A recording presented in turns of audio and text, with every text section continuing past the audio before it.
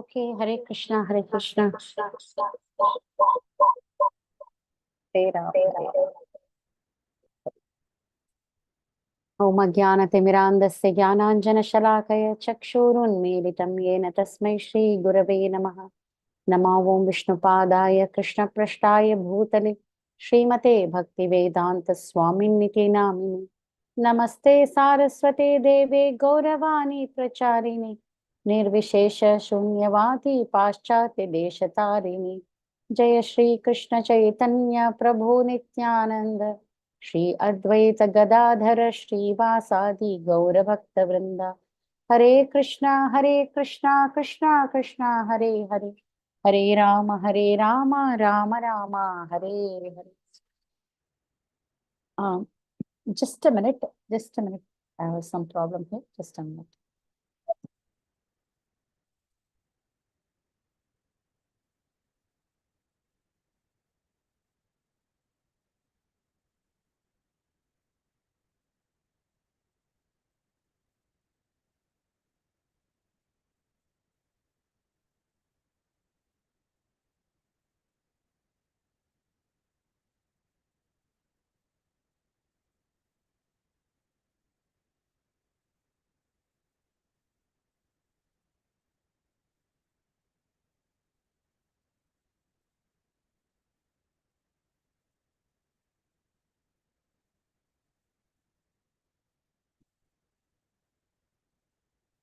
Yes, Hare Krishna.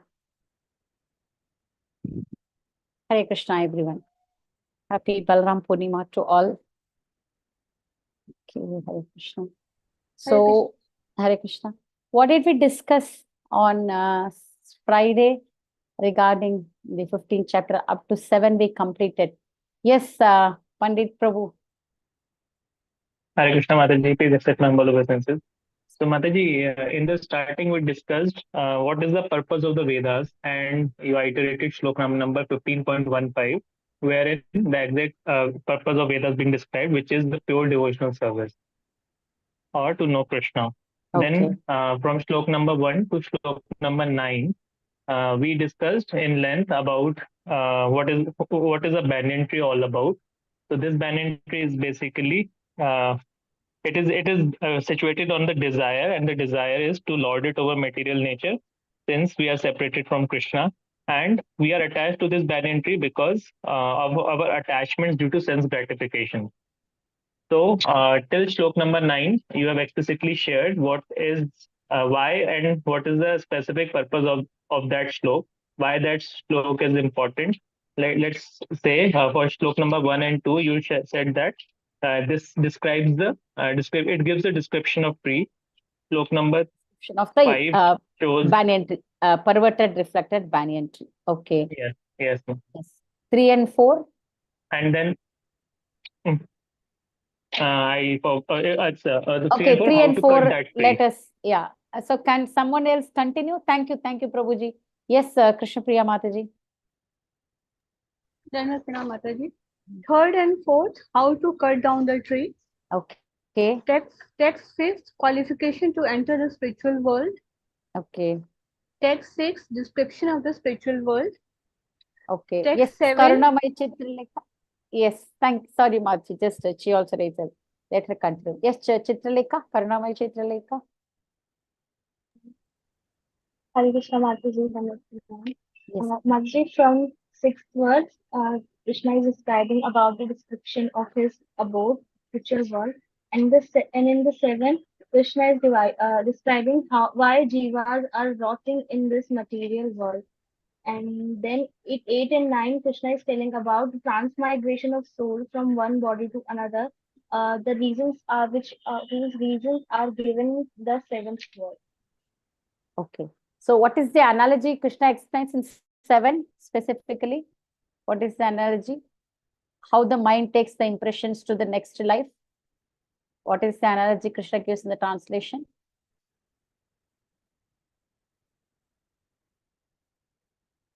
Yes, can someone say?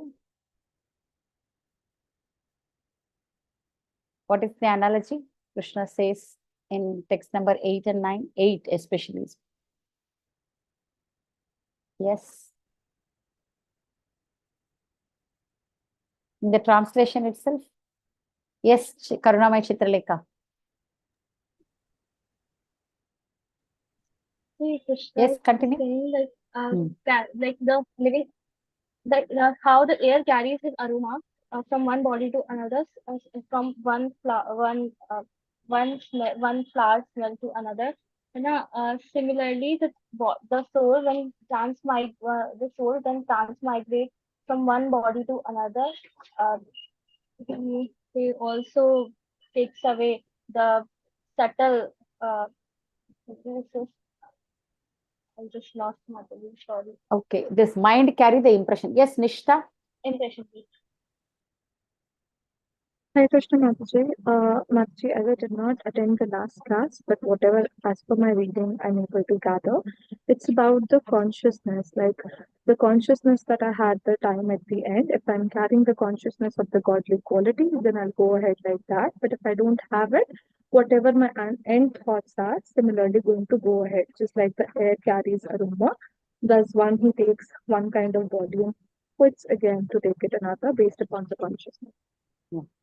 So yeah, the consciousness is actually what conscious we are. If you are Krishna conscious, then automatically we'll get a spiritual body. If you are not, then the mind has so many impressions. That impressions carry us to the next life. As the air carry aromas, the impressions in the mind is carried to the next body. That's what Krishna is saying in 8 and 9. 7, he discussed why the jivas are struggling in the material world. They are struggling with the 6 senses, which includes the mind. So the mind is the reason for the next life, for the living entity to take up next life. So what we understand here is Krishna consciousness is training the mind. We are actually training our senses in engaging in Krishna consciousness so that the mind is filled with the thoughts of Krishna consciousness. So Krishna consciousness is training, nothing but training the mind. So that's why Krishna says, Manmana bhava madbhakto, like, no, with your mind, engage your mind in thinking of me. If we see the 8th chapter, Attaining the Supreme, so many verses, Krishna is speaking about the functions of the mind. So it is important that we train our mind to be in Krishna consciousness. That's a very important practical service we need to start from now. So now we'll get into text number 10. Yes, Pandit Prabhu. And Mataji, we also discussed the various components of a banyan tree, what represents what, like trees represent the Vedic hymns, root represents the Satyalok, and fruits represents Kam, Earth, Dharma, Moksha. And we also shared that the branches are nourished by the modes of nature. So we Yes. discussed about the components of the banyan tree as well. Thank you. Thank you, Prabhu. So we have covered. So we'll start from text number 10. So text number 10 is, we discussed 8 and 9 regarding the transmigration of the soul with and Krishna explains with the analogy. In text number 10, it is who can see and who cannot see. Text number 10 is who can see the transmigration and who cannot see the transmigration. So let us move to text number 10. Uktramantam stitham vapi bhunjanam vagunanvitam vimudhananu pashyanti jnana chakshushaha. Please read. Hare Krishna. Translation. The foolish cannot understand how a living entity can quit his body, nor can they understand what sort of body he enjoys under the spell of the modes of nature. But one whose eyes are trained in knowledge can see all this. Okay. So jnana chakshushaha. One who has jnana chakshushu, one who has eyes of knowledge, can see what is happening to him, how this transmigration happens. But whereas a foolish cannot understand how a living entity actually, due to the consciousness, what kind of consciousness, what kind of desires he has at the end of leaving his body. So accordingly, he will get a body and he enjoys or suffers due to the modes of material nature. We discuss in the chapter 13, Purusha Prakriti Stohi, Bhunkte Prakriti Jan Gunan, Karanam Guna Sangosya, Sadasadyoni Janmasu. So what sort of body he will enjoy or suffer according to the three modes of material. The foolish cannot understand. Whereas a person whose eyes is in knowledge can see this. Yes, he is able to see this because he has Jnana Chakshusha.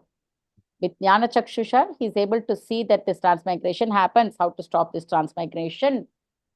So he will start working on it. Of course, at the end, the result is he will have Prema Chakshusha. When he develops love of Godhead, it will become Prema Chakshusha.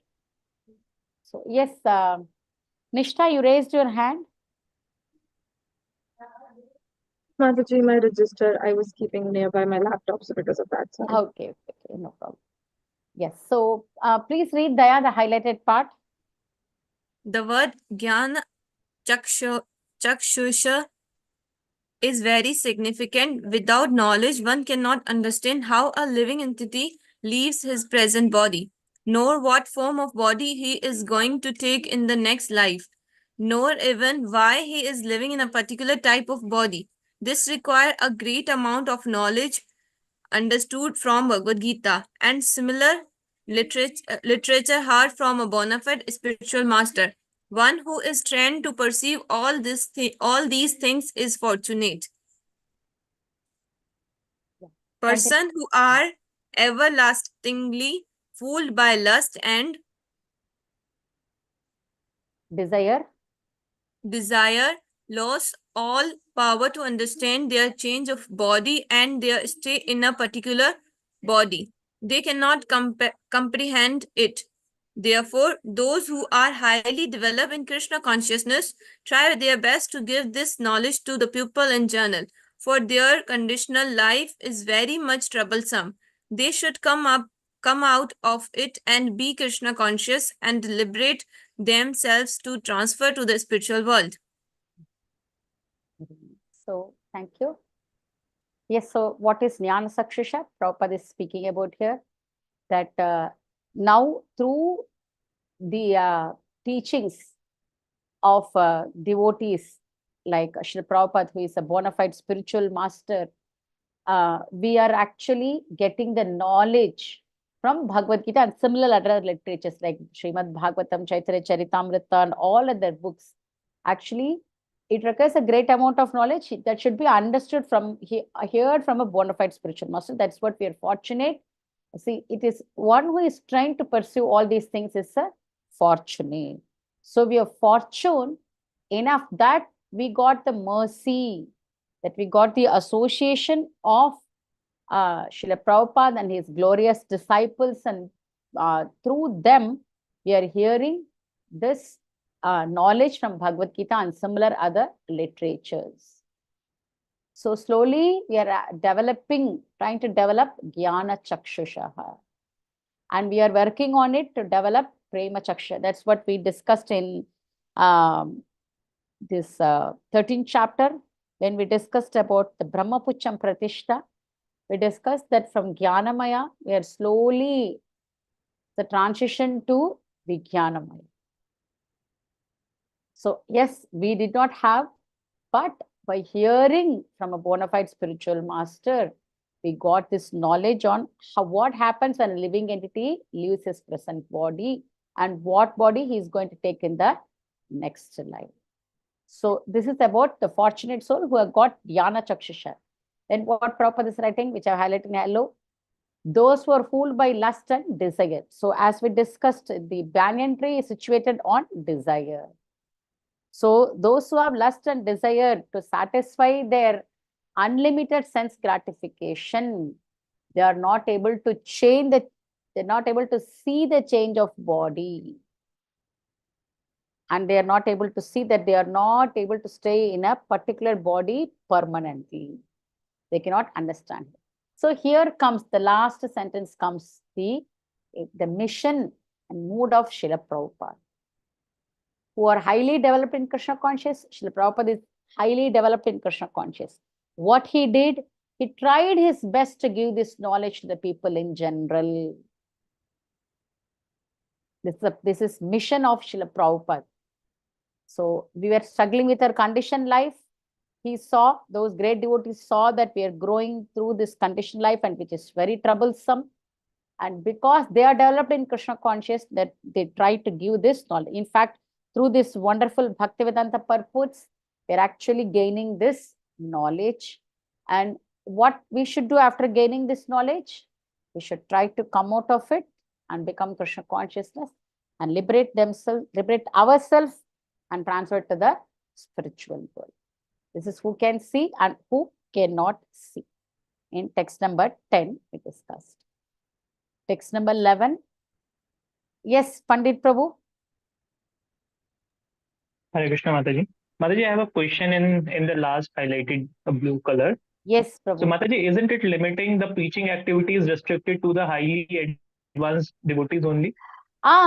Okay. Because So, we see in Bhagavad Gita itself, Krishna says that one who preaches my message is very dear to me. And even in yes, ISKCON, we try to preach whosoever comes yes, in, joins IYF or joins the Grihastha community. We said, okay, start preaching and yes. make new devotees and ask them to take up Krishna consciousness. So just wanted to understand. So ours is a parallel, Prabhu. Ours is a parallel. On one side, we need to work on ourselves to progress in Krishna consciousness. At the same time, our backbone of the movement, our Srila Prabhupada's mission is to bring people to the lotus feet of the Supreme Lord. Means like we are supposed to preach. So we are simultaneously practicing and preaching. It is not that it is like this. Once I become highly developed, then I'll preach is like this. So when the wave stops, then I'll take a dip in the ocean, right? So we're simultaneously working on it. We're trying to, it's supposed to. That's why everyone is encouraged to equip themselves with Bhakti Shastri, Bhakti Vaibhav, Bhakti Vedanta. One is to develop our own Krishna consciousness, conviction in Krishna consciousness, practice of, so that we will be able to practice with good conviction without getting deviated. So that's one thing. Then, so we are equipped with knowledge so that we'll be able to present this matter in a convincing way to others. So it's like a two-way process. Okay, Mataji. So both we are supposed to do.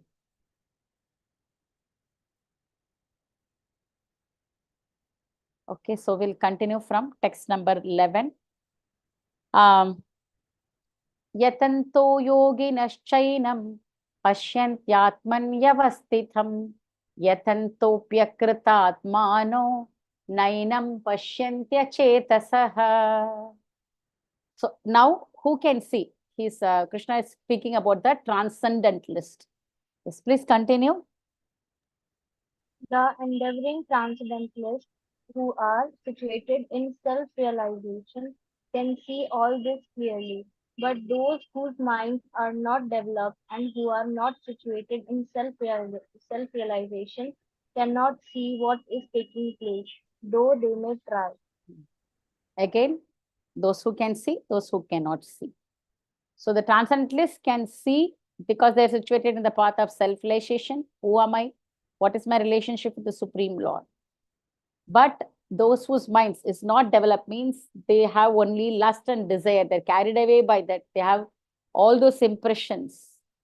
They are not definitely situated in self-realization. They don't know who they are, what is the relationship with Supreme Lord. So they cannot see how this change is happening. So though they may try. Yes, please continue in the highlight. The word yogina is significant in this connection. In the present day, there are many so-called yogis and there are many so-called associations of yogis, but they are actually blind in the matter of self-realization. They are simply addicted to some sort of gymnastic exercise and are satisfied if the body is well built and healthy. They have no other information. They are called yatanto Akritatmana. akratatmanaha. Akritatmanaha. Even though they are endeavoring in a so-called yoga system, they are not self-realized. Only those who are actually in the yoga system and have realized the self, the one and the supreme Lord, in other words, the bhakti yogis, those engaged in pure devotional service and Krishna consciousness can understand how things are taking place. So those people who cannot see, they are so-called yogis. What their focus is their focus is to keep the body and body fit for extended sense gratification. That's why Prabhupada is chastising them that they're addicted to some sort of gymnastic exercise so that they can keep the body well built and healthy so that they can enjoy sense gratification. Otherwise, they don't know anything beyond it when it comes to the process of yoga. But the yoga means the real yoga, what Krishna is talking about is the linking process. Prabhupada calls it plus, linking with the Supreme Lord.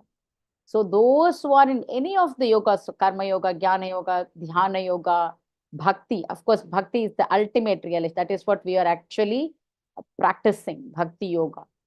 In the yoga system, they have realized the self. All the other three yogis also, they have realized the self, that they are not the body, they are the self. But the only thing, the devotee understands clearly, completely, that he is the servant of the Supreme Lord. So the devotee understands the self, that means himself, the material nature, that is what Prabhupada is speaking about, world, and the Supreme Lord. So they understand due to their practice of Krishna consciousness, so they can see how things are taking place, means like what is happening, who is actually acting. The three modes of material nature are acting. So according to the three modes of material nature, one is actually dominated by desire and lust, and one goes behind these.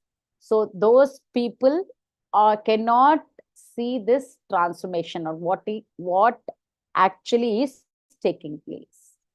So overall, in 2 shlokas, we covered this. So 8 and 9, transmigration of the soul. 9 and 10, who can see this, who can not see this. In both the verses, Krishna is speaking about both kind of people. So then text number 12, 13 and 14. Even those people who are not able to see this, what they need to see is, they have to see that they can't even maintain themselves without the mercy of the Supreme Lord. How the Supreme Lord is the maintainer? By providing our most basic necessities of life. Those who cannot see this, they have to actually see in reality that without the mercy of Krishna, they cannot even live. They cannot even live. Because Krishna is the one who is maintaining us by providing all basic necessities. That is why he speaks 12, 13 and 14. Verse number 12, verse number 13 and verse number 14. How he is the maintainer. So now we have, just a minute, we have 8. Okay, 8 people. So probably we can have 3 groups. One group can discuss about 12. One group can discuss about 13. One group, text number 14. 5 minutes time. Yes, Karunamai Chitralekha, can you help with Yes, Mataji. 3 rooms? Just 5 minutes, set it 5 minutes. They have to speak the important salient points in the purport and as how Krishna is maintaining us. That's the question. 12, 13 and 14. So you can start. 12, 13 and 14.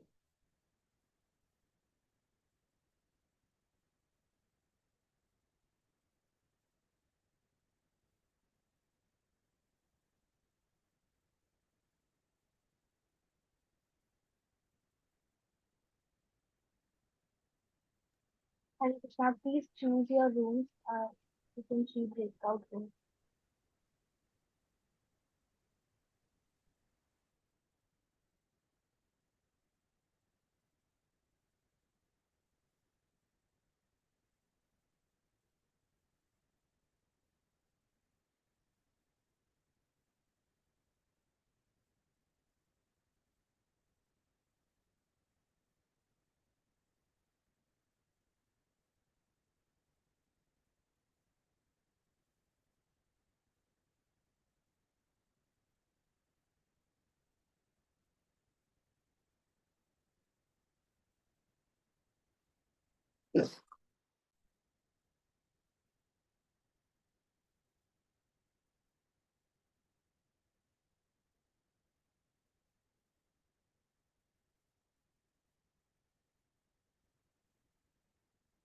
Group number 1, 12.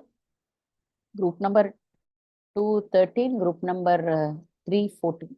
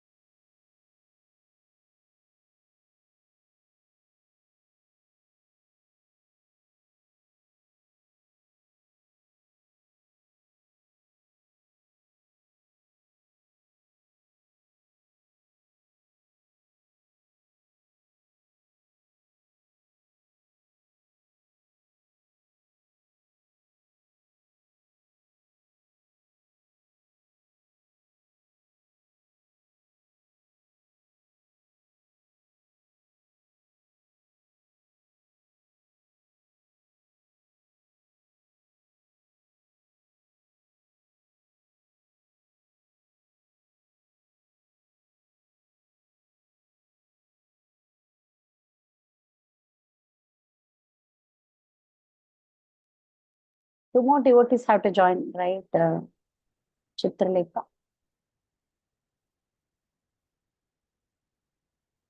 Mataji, everyone has joined, I think. Okay. Yes, So we okay, can start. Yeah. Okay. So then, Mataji, there is a problem in group 2. Actually, Tulsi Mataji and me joined little late. okay.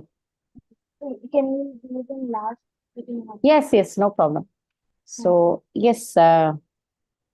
So please, group number 1, please start. Yes, in group number 1. Hare Krishna Mataji, Divya. Hare Krishna. In text 12, if I have to highlight certain points, so in first paragraph it is given that one should simply try to understand that the splendor of sun, the splendor of moon, and the splendor of electricity or fire comes from the Supreme Personality of Godhead. So in conception of such a life, the beginning of Krishna consciousness lies in a great deal of advancement for the conditioned soul in this material world. In the second paragraph, it is mentioned from this verse we can understand that sun is illuminating the whole system. Similarly, the Supreme Lord is illuminating our whole material world. He gives light to sun, the moon, and just like they set fire to prepare their food stuff. So whole our food stuff is being prepared from the fire. Then fire is again utilized in factories, and uh,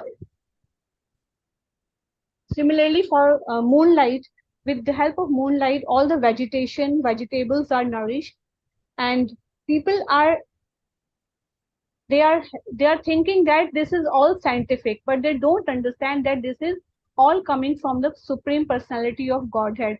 If they understand this thing, through Krishna consciousness, then they will be like they will come out of their conditioned way of thinking. So if they want to add something into it. Hare Krishna Mataji. Mataji, I want to add that in if we study, like we have studied in science, that sun is a primary source of energy. But if one understands the Shastras, then he will get to know that the primary source of a sun, the primary source of energy is sun. But that source of that primary is also our maintainer Krishna. That has to be understood. Yes, very nice. So one more point, Prabhupada writes in this purport, that these are some thoughts to provoke Krishna consciousness in the conditioned soul. The last sentence of the purport. So when a person thinks that how Krishna is a material, like why mainly Krishna speaks these 3 verses, 12, 13, 14, those who cannot see that the hand of the Supreme Lord, those who are just carried away by the lust and desire, for them to understand that Krishna is the maintainer. Very nice. You have covered all the important points. Thank you so much. Next, we will move to text number 14. And then we'll come to text number 13. Thank you, Dayan Krishna Priyam. Yes. Text number 14. Yes, Mataji. Hi, Krishna Mataji. And now the question that we were supposed to discuss was how Krishna is maintaining us. Now, taking forward the point which Mataji has discussed in text 12, we come to see if we have got the food is to be eaten and to be digested as well. So, over here, Krishna has stated that fire of digestion in all the bodies is coming from him. Along with that, he joins with the air of life, as in outgoing and incoming process is completely dependent on him. Now, when we talk about fire of life, it is required to digest the 4 kinds of food stuff.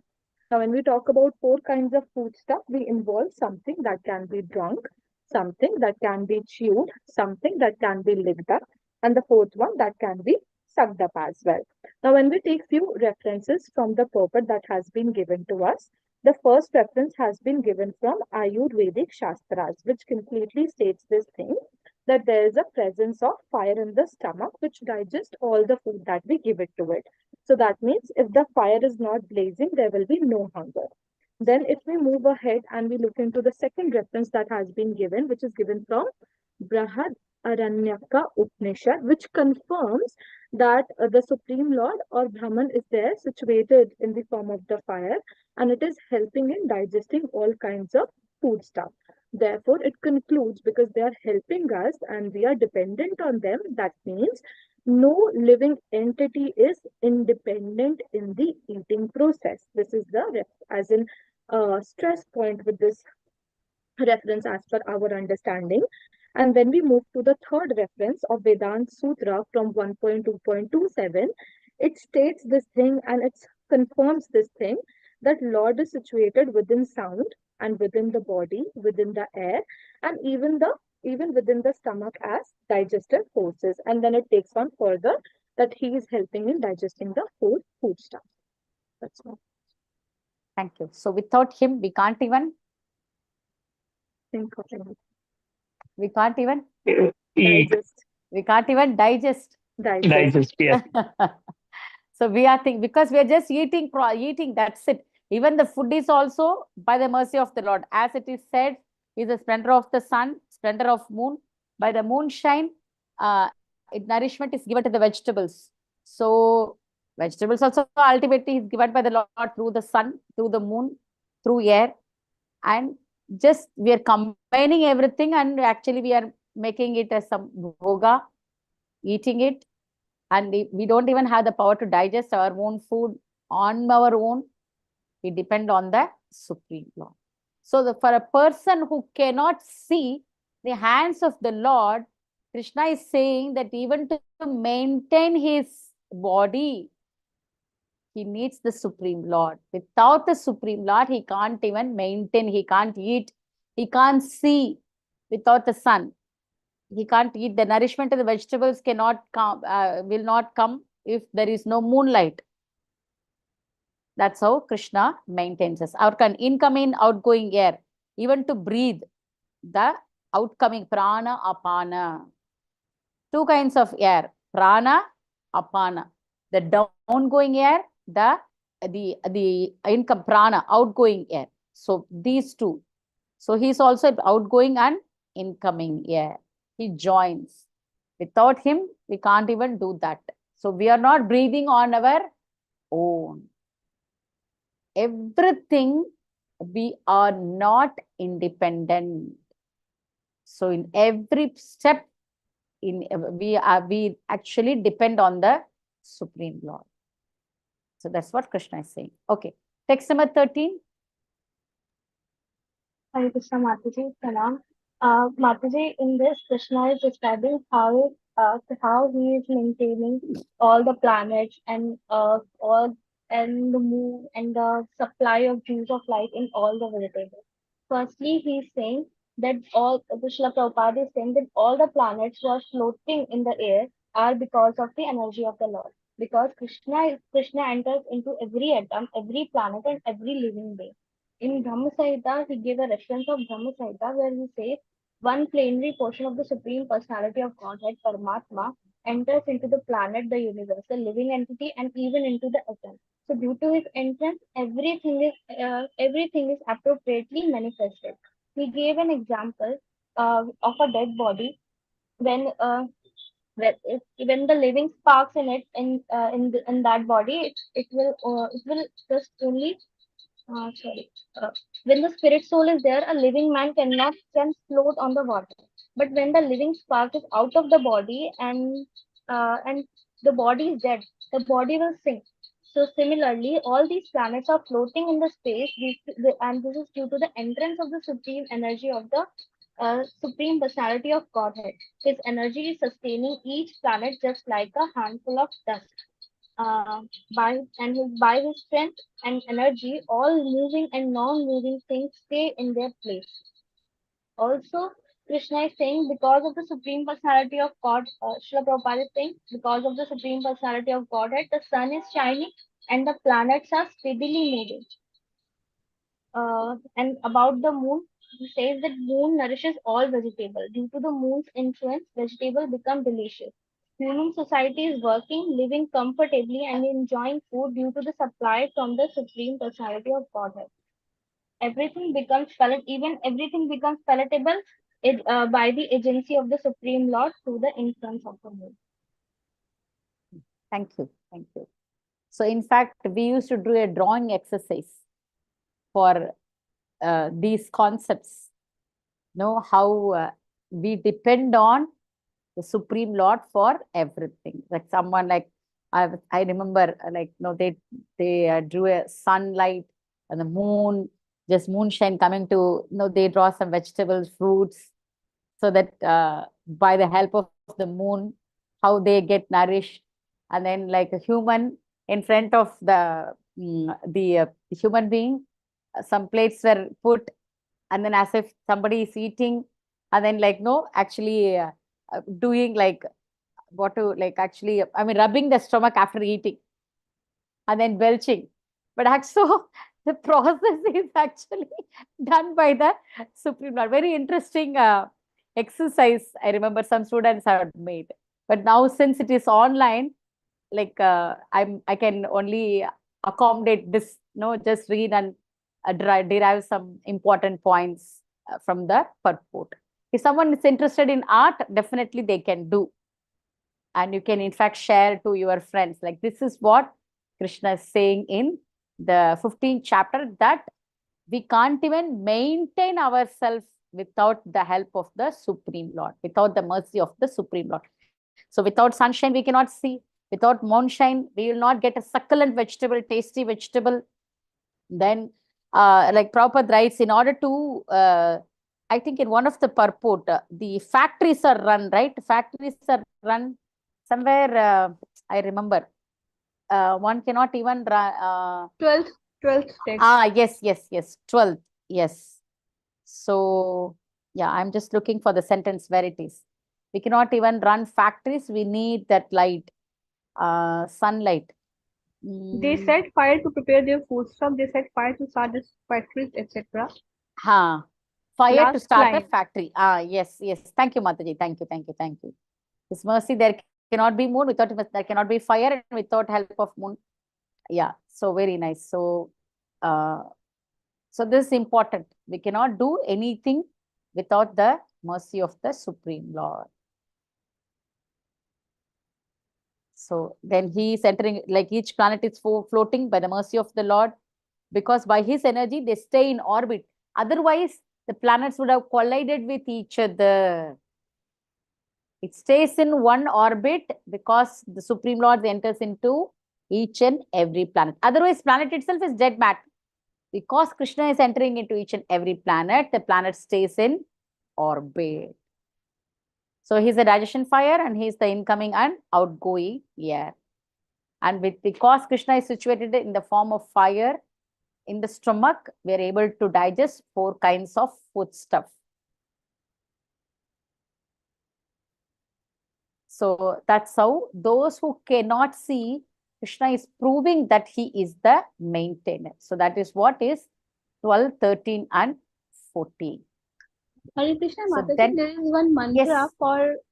one mantra for digesting the food when we pray to Lord Krishna. We're following it right now. What is Before that mantra? food. You mean to say? Not remembering, but if you remember. Yeah. Aham Vaishwanaro Bhutva. That's the verse. Yeah. Bhutva Praninam Deham Ashrita.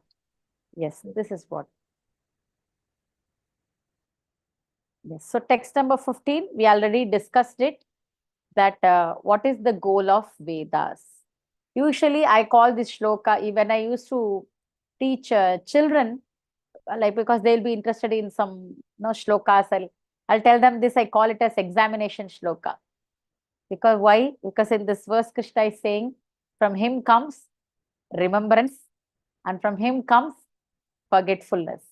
In order to write their exam, they need remembrance, and they should not forget.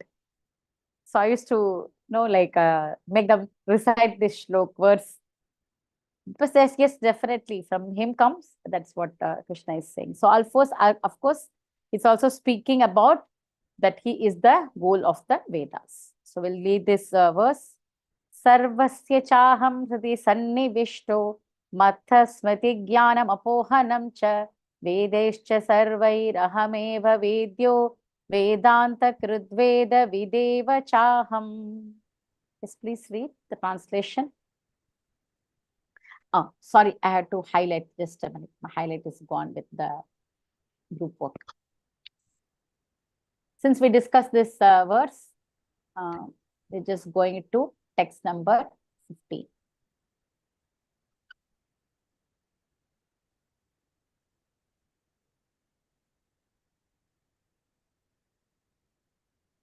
Yeah, please read the translation. Just a minute. Yeah, please continue. I am seated in everyone's heart, and from me comes remembrance, knowledge, and forgetfulness. By all the Vedas, I am to be known. Indeed, I am the compiler of Vedanta, and I am the knower of the Vedas. Having said it, now he's saying from Krishna, from him only remembrance, knowledge, and forgetfulness, all the three come. So without the mercy of the Supreme Lord, we cannot even forget. Even to, like, for example, we don't know our past life. We don't remember. We don't know our relationship with Krishna. Because we don't even have the power to forget. For that also, we need the mercy of the Supreme Lord. So we can see actually this, we call it micromanaging, right? So Krishna is expert in it. Though he is not indulging in the individual, he's not forcing us to love him. So but he's noticing everything. So that's the goal of Vedas, and from him come remembrance, knowledge. Even to forget, we need the mercy of the Supreme. That's an important thing. Jiva cannot do anything independent. On his own, he cannot do anything. Even to forget, we need the Supreme Lord. So remembrance, knowledge, and forgetfulness. Of course, he is the goal of the Vedas. So we don't remember our past life because Krishna is there. Krishna has made us forget. Otherwise, we don't even have the capacity to forget. Yeah, please read the highlighted part. Purpose. The living entity forgets everything of his past life, but he has to act according to the direction of the Supreme Lord, who is witness to all his work. So then he starts doing his work.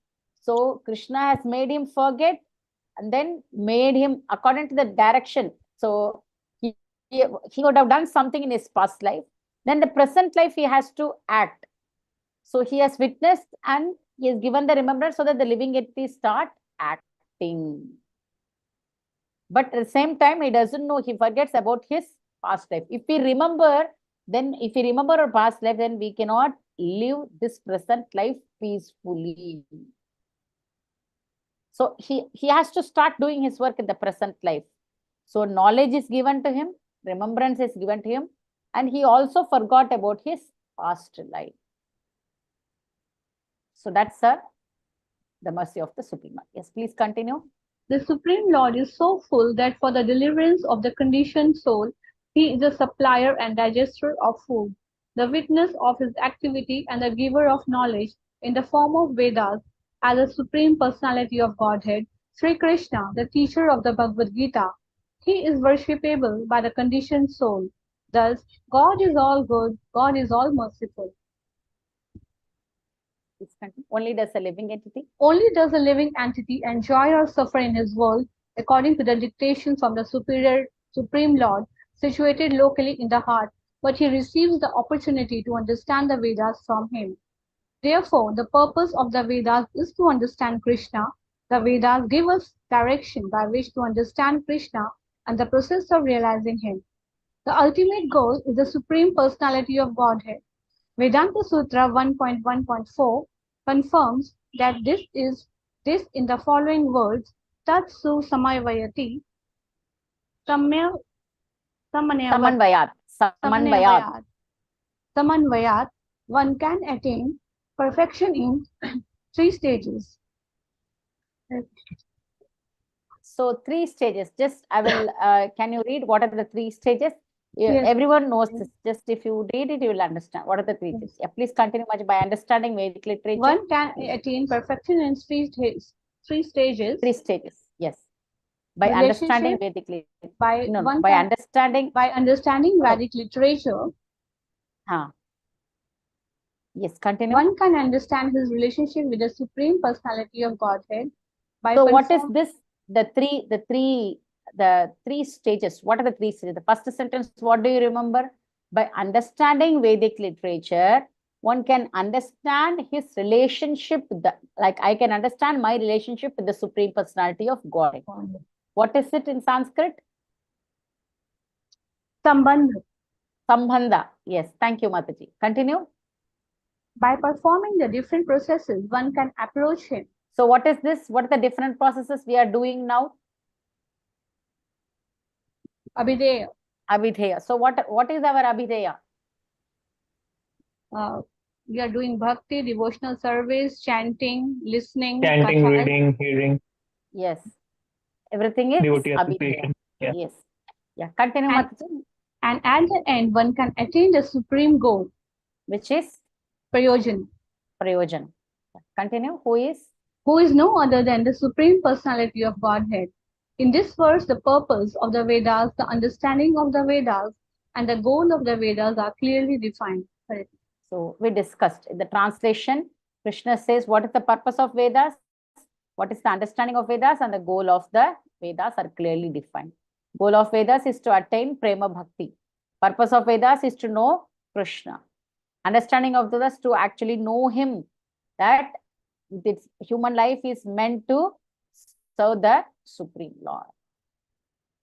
So in the first sentence, Krishna said that he is remembrance. From him come remembrance, knowledge, and forgetfulness. Because the living entity has forgot whatever happened in the previous life. But according to the whatever past desires, he has to start this life. So for that, the knowledge is given by the Supreme Lord, remembrance, and also he forgot his past life. It's because of the Supreme Lord. Of course, we discussed he is a supply digester, everything we discussed in the previous verses. So not only does the living entity enjoy or suffer, why? According to the dictation of the Supreme Lord means according to our desire. According to our desire, he dictates us by giving remembrance, by giving knowledge. So sometimes we enjoy or suffer according to our desires. The same time, what he also gives, same time the Jiva receives the opportunity to understand the Vedas from him, from the Supreme Lord. So either we take it or not take it, it's up to the individual's free will, free independence. Krishna doesn't force, as Paramatma, as the Supreme Lord, Krishna doesn't force that you have to love me. Krishna doesn't force. Krishna is actually leaving us at the same time, take full control of us through the 3 modes of material nature. At the same time, giving us independence. So voluntarily we come and take up devotional service. Why Krishna doesn't force? Why Krishna doesn't force? Because he has given some free will to jivas. Okay. Okay. Why Krishna doesn't force? Because Krishna wants us to surrender by mature and mature he want mature surrender from us. He wants mature surrender from us. Okay. Yes, Pandit Gadadhar Prabhu. Probably in the same lines as Daya Mataji said. He wants us to complete surrender unto him. He do not want to force us. That's my question. Why he does not force us? Yes, Nishta. So, Mataji, we self-realize things. Once when we have self-realized things, we can go a step closer. And because of self-realization, a person doesn't have to force us, and we can go away from the clutches of the 3 modes. Okay. Mataji, So- sorry, again, Yes. it is mentioned here one can attain perfection in 3 stages. So Lord wants us to understand these Sambandha and Abhideya so that we, by our own realization and by our free will, we come to go through these stages and realize him. Okay, so why Krishna doesn't force us? Because love cannot be forced. Love cannot be forced. Love has to come on other person naturally. So that's the reason why Krishna doesn't force any jiva to love him. It has to come. That's why he has given the free will. That minute independence is given to the jiva so that naturally the jiva develops. It's not developing, that like it's not that something is not that we need to develop. It is there, but it is we have forgotten. So he doesn't force us. Naturally, it has to come. So everyone got the answer? Like I cannot force someone like you should love me, you should love me. I cannot force anyone. That love has to come to other person on me naturally. So same way, love has to come naturally towards the Supreme Lord. That is why Krishna doesn't force. Yes. Pandit Prabhu, you had any question before it? You raised your Yes, hand. Mataji, yes, I do have. So you got the So, answer? Like why love, yes, why Krishna doesn't yes, force? yes, Okay. Mataji, yes. Yes. Yes, So Pandit Prabhu. Mataji, here has been mentioned that he's seated in everyone's heart, and from him comes remembrance and forgetfulness. And you said that we have forgotten our past life because if you want to live peacefully in this life, then it's been happened. But there are some of the cases, though rarest of the rare, that there are some people who do remember their past life as well. That's very So rare. Like they can't say like if you ask someone like last to last week, maybe like no, the same time what they did. We can't even remember so accurately. Some very rare yes, cases. But what is significant in remembering it? If they remember, then they should like, okay, I suffered so much, then the impetus should be they should have taken up Krishna consciousness. Some people, some exception, something like no, they are able to do remember something, but very rare cases. yes, Mataji, rarest of the rare. Yes. Yeah. So yes, Daya. Mataji, you now said that love has to be come naturally, but like I have heard that we all have Krishna Prema in our heart. It has to be like what we said, Prem Jagrat, something like Yeah, that. yeah. Yes, yes, Awaken. yes. We all awaken. So that is what, so Krishna doesn't, like many things, Krishna is telling us, like, no, he's giving us all the facilities, giving us all the knowledge so that we come on our own naturally. Krishna Prema is there, right? In the heart, it is covered. This is, yes, all the Shastras are saying that Krishna Prema is there in everyone's heart. Chaitanya Charitamrita also there is the verse. So, but what I'm trying to say is Krishna doesn't force us, even after, like if you see Bhagavad Gita in the 18th chapter, Krishna told everything. Then he is asking Arjuna, so what he is going to do? So are you free from the illusion? So then Arjuna said, Karishye Vachanam Tava. So there also, he said, like whatever I'm supposed to say, I have said. What you are going to do, like that. So he's not forcing us. That prema, that love towards the Supreme Lord have to come naturally. So that's why, of course, all the like the training out of love, like it's not like we'll say that prema bhakti we have attained, but out of some affection, then we started doing. So love cannot be forced. Otherwise, Krishna would have demanded, right? Like you do this, do this, do this, like that. So he has given the free will. The purpose of giving the free will is it has to come naturally. That's the point. That's what we are discussing. Why love cannot be forced? Because it has to come naturally. That is the reason why he has given us the free will or the minute independence, so that we naturally come towards the Supreme Lord instead of force. So you got your answer, Daya? Yes, by developing affection. Affection That, develop naturally and then yes, prema. prema. Okay. So yes, We discussed the three things, the three stages, Sambandha, Abhideya. Of course, the Vedic scripture is dealing with these three subject matter. That's why Prabhupada is speaking about these three. Tattu Samanyavat. Tattu Samanyavat. So we can attain perfection in these stages. Sambandha, knowing the relationship. And then after knowing the relationship, what we are supposed to do? Abhideya. And then, of course, the goal is Prema. So text number 16, 17, 18. So it is in Bhagavad Gita, these three verses are called as 16, 17, 18. Since Prabhupada discussed about in the purport, Sambandha, Abhideya, Prayojana, right? So 16, 17, 18 is Sambandha Gyan. And 19 is Abhideya and 20 is Prayojana. So let us discuss this. This is called as, people call it Trishloki Gita, like, no, all the three are like Sambandha, Abhideya, Prayojana is there. So we'll read the Sanskrit text. Dvavimau purushau loke ksharaschaksharayeva vacha ksharas sarvani bhutani kutastokshara uchyate. Please read the translation. There are two classes of beings, the fallible and the infallible.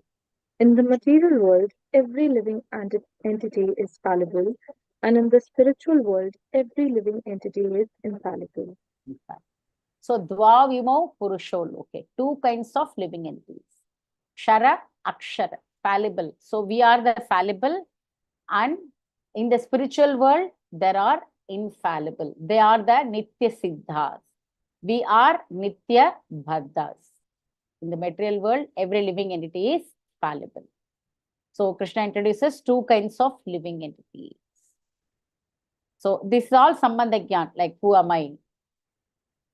Yeah, please read it, the highlighted part, Nishta. Oneness does not mean that they have no individuality, but that there is no disunity. They are all agreeable to the purpose of the creation. Of course, in the spiritual world, there is no such thing as creation, but since the Supreme Personality of Godhead, as stated in Vedanta Sutra, is the source of all emanations and the conception is explained. Yeah, just a as- minute. Alright. So, oneness does not mean that they have no individuality. What Prabhupada is trying to say? There is Is no it Achintya disunity. Veda based? Yeah, I mean, yes, oneness does not mean that they have no individuality. Whom he is targeting? Impersonalist. The impersonalist. Oneness means qualitative oneness. That doesn't mean the living entity have lost his individuality. So same way, some Prabhupada is writing, the creation is only in the spiritual world. Prabhupada is writing, see the fourth sentence, the highlight. In the spiritual world, there is no such thing as creation because spiritual world is eternally there. There is no need, okay, spiritual world has to be created. Nothing like that. It is eternally there. Only the material world has to be created just for us, the prisoners. The prison is created by the Supreme Lord. Yes, please continue, Nishta. As long as a living entity is conditioned, his body changes due to contact with matter. Matter is changing, so the living entity appears to be changing. But in the spiritual world, the body is not made of matter, therefore, there is no change. In the material world, the living entity undergoes 6 changes: birth, growth, duration, reproduction, then dwindling and vanishing. These are the changes of the material body, but in the spiritual world, the body does not change. There is no old age, there is no birth, there is no death, they all exist in oneness. These all exist in one. That doesn't mean we have lost our individuality. So Krishna introduced two kinds of living entities, Nitya Siddha, Nitya Bhadda, fallible, infallible. So beyond these two, beyond this fallible and infallible, there is a Uttama Purusha. He is the Supreme Lord. He is introducing himself. So this is our Sambandha. Yes, Daya? Mataji, I just have a matlab, confirmation on that in spiritual world, there's like here in material world, there are different species, 84 Mm. legs, Mm. different body we have to take. But Yes. in spiritual world, there's no any change of body. If we take one kind of body, that will remain same Yes, for yes, yes. Whatever is eternally. your identity, we will remain the same. We will not change. Can you give example? Like, for example, I can say the example of Hanuman, right? He's satisfied with Lord Ram, even though he knows that Krishna is the supreme personality of Godhead. Eternally, he is serving in the spiritual world as Lord Ram in Ayodhya. The Ayodhya in the spiritual world. Same way, Bhishma Dev is there in the spiritual world. He wants to serve the Lord in the form of Parthasarathi. So, like that, whatever is our eternal position, we will not keep changing our position, right? If our eternity is there in the spiritual world, this is my eternal form. Like I'm just saying an example. If someone is the worshipping the, I mean, in the Vaikuntha Loka, is actually Dasya Bhav, he is serving the Supreme Lord. That is the identity. Same identity he will remain. That's it. Okay. So we don't keep changing. If our bhav is there, we'll remain in that bhavan. We'll not change. Because we're satisfied with that. Even though Hanuman knows about the Goloka Vrindavan, Krishna is the supreme personality of Godhead, but he said he's satisfied with Lord Ram. Because his identity is the servant of Lord Ramachandra. Yes, Pandit Prabhu. So Mataji, in similar lines, so you have quoted Hanuman and Bhishma Dev. So Yes. what about the cows, the trees? So they eternally reside in the form of cow only, or is there any possibility that they upgrade to some the living some entities, higher? yeah, the living entities who are in Santaras, they're satisfied being in Santaras. Like cows, you said, no? Cow, flower, tree, whatever in the spiritual world. Everyone is serving the Supreme Lord in different ways. So if a living entity's natural position is in Santaras, then the living entity is satisfied in its position. Doesn't want to go beyond. So you got the answer, Prabhu? Yes, Mataji. Yes, Mataji. So yes, beyond this, fallible and infallible. That's what we're going to discuss in text number 7. So 16, 17, 18 is the Sambandha Gyan. Uttama Purushastvanya Paramatmeti Udahritah Yo Lokatrayam Avishya Bhibartyavyaya Ishvaraha. Please continue. Besides these two, there is the greatest living personality, the super soul, the imperishable Lord himself, who has entered the three worlds and is maintaining them.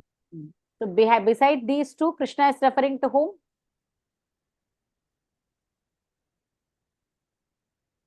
These two refers to whom? We just iterated Nitya Siddh and Fallible Nityabad. and infallible. Fallible and infallible. So beyond this, there is a great, he is referring himself. So he is the imperishable Lord himself who has entered the three worlds and is maintained. Yes, please continue the highlighted part, Prabhu. The Upanishadic verse runs as follows: Nityo Nityanam Chetanas Chetananam. The purport is that amongst all the living entities, both conditioned and liberated, there is one supreme living personality, the supreme personality of Godhead, who maintains them and gives them all the facility of enjoyment according to different work. So he is the supreme Lord. Text number 18. Yasmaksharamati aksharaatapi chottamah atosmi loke vede cha pratitha purushottamah. Please continue. Translation. Because I am transcendental beyond both the fallible and the infallible, and because I am the greatest, I am celebrated both in the world and in the Vedas as the supreme person. So the Vedas are celebrating the Supreme Lord as Purushottama. So this This chapter is also in Sanskrit called as Purushottama Yoga. One, he is the person, Uttama, he is the highest, greatest, he is beyond the three modes. Tama, he is beyond darkness, he is transcendental. That's what in the verse says. Pratitha Purusha Uttamaha. Yes. As confirmed in the Nirukti dictionary, Lokayate Vedartho Nen. The purpose of the Vedas is explained by the Smriti scriptures. So simple, straightforward purport. That's why I didn't highlight much. Text number 19, it is Abhidheya. So as I said, 16, 17, 18 are the Sambandha Gyan. 19 is Abhidheya. The processes of attainment. Like a person who knows this, what he knows, the relationship between him and the Supreme Lord through 16, 17 and 18. If a person knows, if a person who has Sambandha Gyan, he will start performing devotional service. The process of activity. If a person who knows this, these three verses, then he will start his devotional service. So this knowledge is the true fruit of the Vedas, that I start doing pure devotional service. This verse, this knowledge is the fruit of all the Vedas. Yomam evam asammudho janati purushottamam sa sarvavid bhajati mam sarva bhavena bharata. Please continue. Whoever knows me as the Supreme Personality of Godhead without doubting is the knower of everything. He therefore engages himself in full devotional service to me, O son of Bharat. So he knows, he understood that Krishna is Supreme Personality of Godhead without any doubt, knower of everything. He started performing devotional service. So 16, 17, 18, he understood about the Supreme Lord. In 19, he performs, he starts the process, Abhidheya. Please continue. There are many philosophical speculations about the constitutional position of the living entities and the Supreme Absolute Truth. Now, in this verse, the Supreme Personality of Godhead clearly explains that anyone who knows Lord Krishna to be the Supreme Person is actually the knower of everything. The perfect knower, without wasting his valuable time, engages directly in Krishna consciousness, the devotional service of the Supreme Lord. Throughout the whole Bhagavad Gita, this fact is being stressed at every step. And still there are so many stubborn commentators on Bhagavad Gita who consider the Supreme Absolute Truth and the living entities to be one and the same. So whom Prabhupada is referring to here? The impersonalist. The impersonalist. Because in Bhagavad Gita, bhakti is given. Bhakti is given means master is there, servant is there. Servant's duty is to serve the master. So throughout Bhagavad Gita, this is what we see, that we have to perform devotional service. But still there are foolish commentators who write the Mayavadis, the Supreme Lord and the Jiva are one and the same. Continue. One should actually receive the Vedic message from authorities like Krishna and his representatives. Here Krishna distinguishes everything very nicely, and one should hear from this source. Simply to hear like the hawks is not sufficient. One must be able to understand from the authorities. It is not that one should simply speculate academically. The word bhajati is very significant. In many places, the word bhajati is expressed in relationship with the service of the Supreme Lord. If a person is engaged in full Krishna consciousness in the devotional service of the Lord, it is to be understood that he has understood all the Vedic knowledge. Continue. But if anyone, after speculating for hundreds of thousands of lives, does not come to the point that Krishna is the Supreme Personality of Godhead and that one has to surrender there, all his speculation for so many years and lives is a useless waste of time. So one start performing pure devotional service after knowing this knowledge and how to hear. We should not hear like hogs. We should able to understand things from our authorities, hearing submissively. We should not speculate. That's also important. And Prabhupada writes about the significant the bhajati, the significance of the word bhajati means which is expressed only in service to the Supreme Lord. So whoever has started pure devotional service, that means he has understood all Vedic knowledge, because the conclusion of all Vedas is pure devotional service. So if a person speculates and doesn't take up Krishna conscious, doesn't become Krishna conscious, Shrama eva hi kevala, useless waste of time. So text number 20 is the prayojana, what we are all looking for. That is Krishna Prem. Iti guhyatamam shastram idamuktam maya nagha etad bhudva buddhiman syat kritak krityascha bharata. This is considered to be prayojana. Now please continue.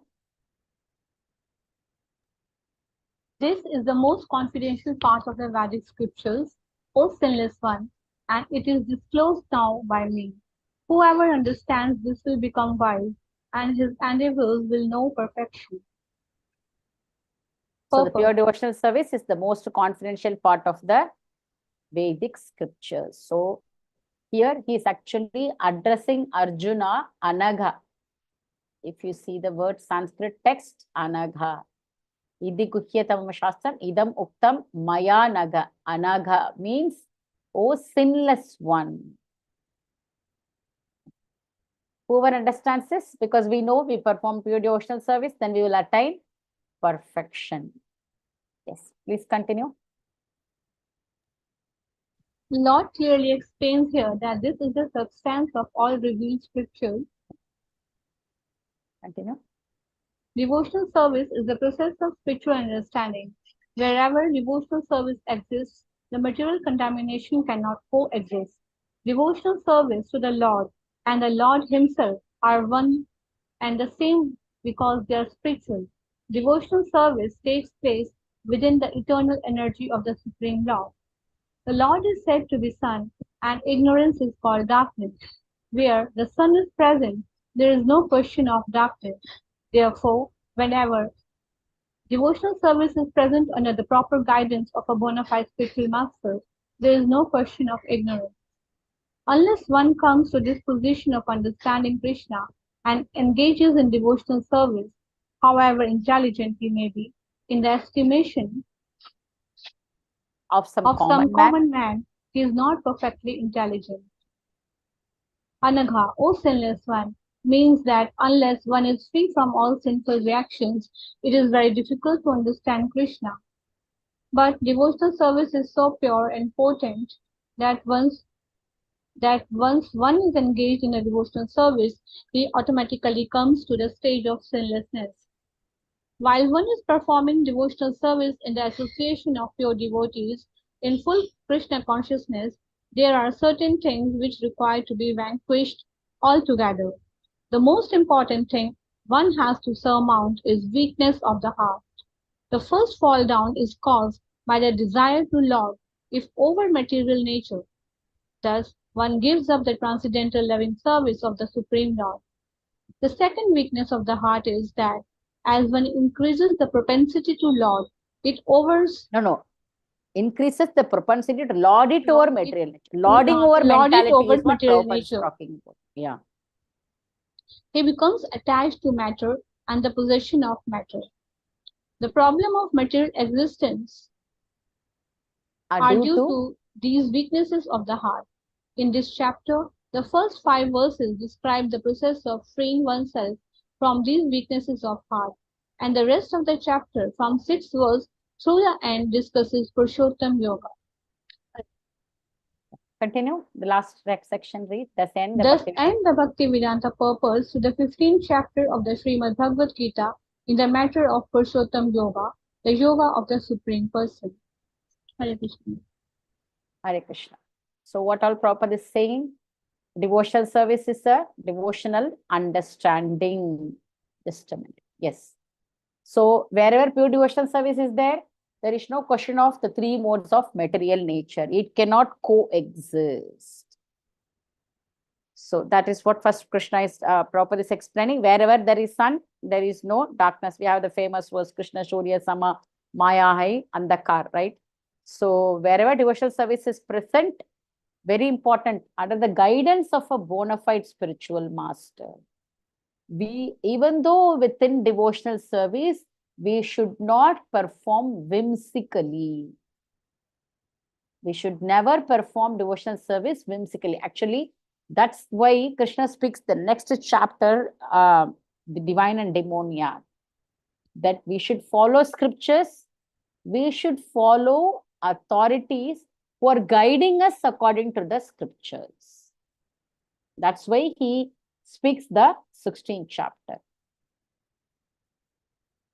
So in the estimation of a material world, one may be having very high qualification, but that doesn't have any value unless and until one engages in the service of the Supreme Lord. That's what Prabhupada is saying. Unless one comes to a point of understanding Krishna and engages in devotional service, however intelligent he may be, on an academic level, he may be very intelligent, but there is no point if he or she doesn't take up devotional service to the Supreme Lord. So significance of Anaga we discussed, and Prabhupada is talking about the two weaknesses of the heart. The two weaknesses we have, one is the lording over mentality and the other is enjoying mentality. The desire to lord it over material nature. Then if these two, or as long as these two is there, we cannot take up pure devote. We cannot take up seriously. That's why Prabhupada saying one gives up the transcendental service of the Supreme. That's how we came. We had a desire to enjoy away from Krishna, and we had a desire to lord it over. This lording over mentality and enjoying mentality. So these two, as long as these two are there, we cannot take up the process sincerely, or we actually, with this mentality, we give up the transcendental service of the Supreme Lord. This is our problem. Enjoying mentality and lording over mentality. This is the problem of material existence. That is why our existence in this material world is taking place due to these two weaknesses. So the first 5 verses, freeing oneself, because just a revision, how Prabhupada is saying that the first 5 verses are actually the process of freeing oneself from these weaknesses. Can someone say from verse number 1 to 5? The first 5 verses describe the process of freeing oneself. Yes, Pandit Prabhu. Yes, Mataji, because I believe in text number 2, it's been mentioned how to cut that tree or from detachment, from the weapon of detachment. No, 1 and 2. Description of the Description of banyan the tree. tree. Yes, Yeah. description of banyan tree. Description of the tree, and we will understand that we are in that tree. We are struggling from one branch to another. So then what we will do in 3 and 4, by knowing 1 and 2, what we will do in 3 and 4? We need to cut that connection. tree With the weapon of? With the weapon of? with the weapon of detachment. Detachment. So text number 5, what we will know? It states the qualification, how to enter into the spiritual world. Yeah. So what are the qualities I need to develop to enter into the spiritual world? And the rest is devotional service, Purushottama Yoga, knowing the Supreme Lord. Why am I suffering? Text number, of course, text number 6 is description of the spiritual world. This is what I have, this is the place where I have to be, where I have to be living, which I forgot to mention. 1 and 2, description of the tree. 3 and 4, how to get the tree with the weapon of detachment.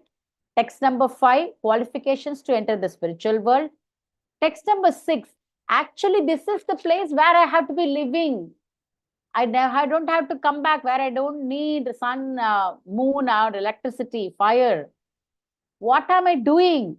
That is text number 7. What am I doing here? I'm rotting in this material world with my 6 senses, which in fact with the the powerful among the senses, which is mind. I'm actually struggling.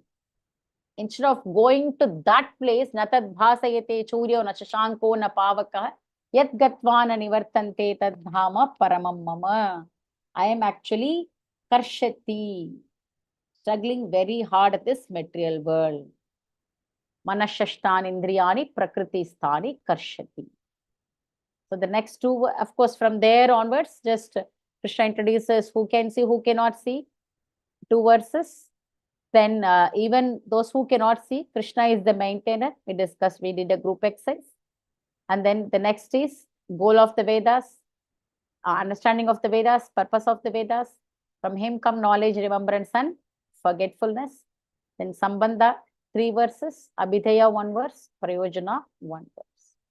So the process of freeing oneself is mentioned in the first 5 verses. So from these, be free from these weakness of heart, how I can extricate myself.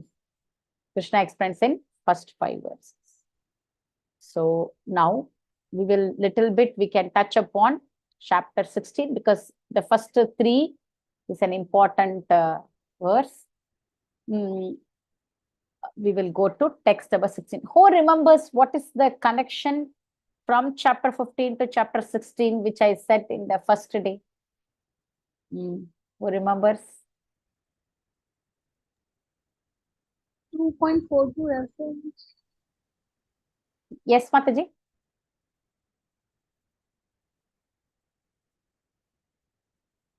Yes. Yes, Pandit Prabhu.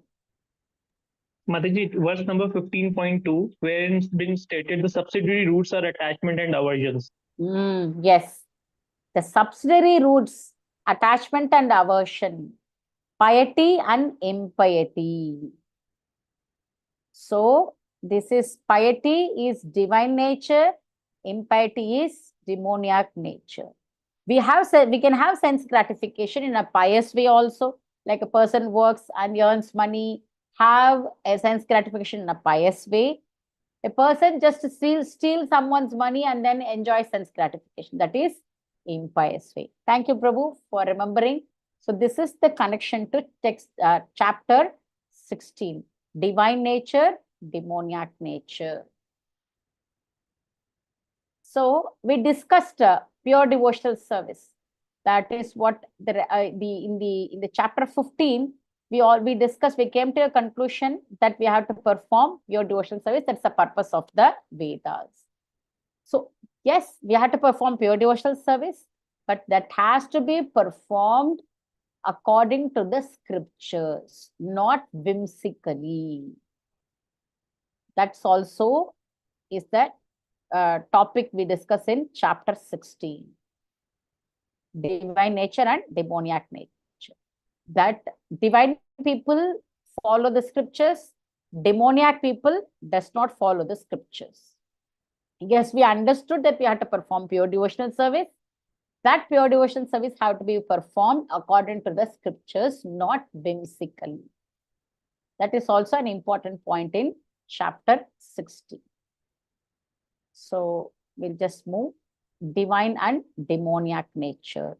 When I saw it for the very first time, that is 21 years back, I thought divine qualities means like qualities of good people, and demoniac people means like they have some horns and like teeth coming out. Only Krishna is going to speak about them. When I read so carefully, then I understood it's actually the personalities are within me. If I exhibit demoniac qualities, actually then like it's me. Because the living entity can exhibit divine nature sometime, demoniac nature sometime, according to the pushings of the 3 moons. So it's not somebody there, it's about me only. When sometimes if I, according to the pushings of the 3 moons, if I exhibit divine qualities, yes. If I exhibit demoniac qualities, that's also there. So I thought somebody else, but then I understood that it's in the same person. So yes, the first 3 verses, Krishna speaks about the divine qualities which are qualities in the mode of goodness. Qualities in the mode of goodness. So many qualities. So we can note down how many qualities are there. Shri Bhagavan Uvacha Abhayam Sattva Samshuddhi Jnana Yoga Vyavastitihi Danam Damascha Yajñascha Swadhyayastapa Arjavam Ahimsa Satyam Akrodastyaga Shantirapaishunam Daya Bhutesha Loluptvam Mardavam Prirachapalam Tejakshama Dhritir Saucham Adroho Natimanita Bhavanti Sampadam Daivim Abhijatasya Bharata. Please read the translation. The Supreme Personality of Godhead said, fearlessness, purification of one's existence, cultivation of spiritual knowledge, charity, self control, performance of sacrifice, study of the Vedas, austerity, simplicity, non-violence, truthfulness, freedom from anger, renunciation, tranquility, aversion to fault finding, compassion for all living entities, freedom from covetousness, gentleness, modesty, steady determination, vigor, forgiveness, fortitude, cleanliness, and freedom from envy and from the passion for honor, these transcendental qualities, O son of Bharata, belong to godly men endowed with divine nature. Thank you. So these are the divine qualities, qualities in the mode of goodness. So we have 26 qualities here. So we are how many people again? We are, I think, 7 of us now. So probably within 7, can you make a room? We have 26 qualities. So probably can we have 3 rooms? Karunamai Chitralekha? Yes, Mataji. 6, 2 people in each group, right? So we have 26. So 26 if I divided to 3. Each quality can divide, probably speak about, discuss 8 qualities. The first group can speak about 8 qualities. Second group, next 8. Third group, next 8. So we can discuss for 20 minutes. Then we will present it tomorrow. So you can have the breakout room, Chitralekha. For 20 minutes, Mataji. Yes, because it's a very important quality in the mode of goodness. So many important points Prabhupada writes in this purport. We can read, and then definitely we will, when we meet on Tuesday, Wednesday, Thursday, when we meet, we will discuss. You can actually bring a spokesperson, they can speak, and whatever points they missed, I can add on to that. Yeah, please continue.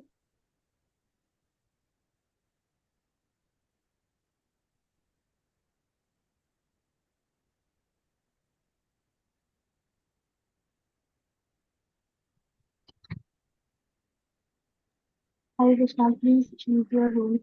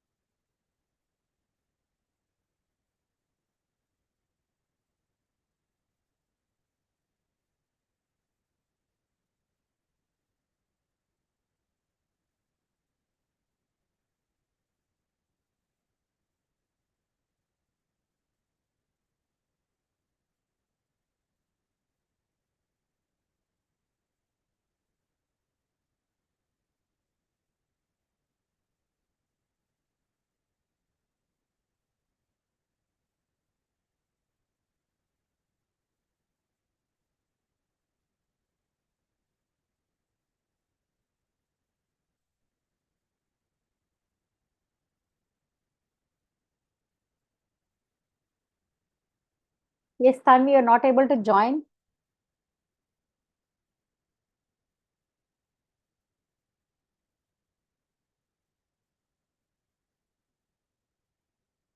Hare Krishna, Tanvi.